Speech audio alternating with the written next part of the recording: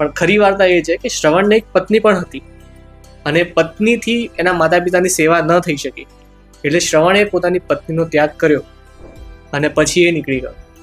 તો હવે હું તમને પૂછું છું કે શું આજના સંતાનોએ શ્રવણ બનવું જોઈએ? માતા પિતા માટે સારું છે, પણ એની પત્નીને આઈ થિંક અન્યાય મળ્યો. એક્ઝેક્ટલી. એટલે અત્યારે પણ એવું નથી કે પુત્રો પોતાના માતા પિતાને પ્રેમ નથી કરતા કે એમના માટે સારું નથી ઈચ્છતા, પણ અત્યારે સમય એટલો ફાસ્ટ થઈ ગયો છે અને દરેકના માથે એટલી બધી જવાબદારી આવી ગઈ છે કે પૂરતું એ કેર નથી કરી શકતા કોઈના કોઈ કારણોસર, છતાં પોતાની પાસે જેટલું છે એ બધું આપે જ છે. લોકો મેં જોયા છે કે ઘણા લોકો પોતાના પેરેન્ટ્સને ચારધામની યાત્રાની ટિકિટ્સ કરાવી દે છે, પોતે આવી ના શકે તો કોઈ ગાઈડ થ્રુ કરાવે કે કોઈ ટૂર્સ એન્ડ ટ્રાવેલ્સ. એટલે એ ગુણ તો છે, પણ અગેન જેટલો એ સમયમાં હતો એટલો વધારે નથી. અત્યારે માણસો જવાબદારીઓ વધારે લઈને બેઠા છે.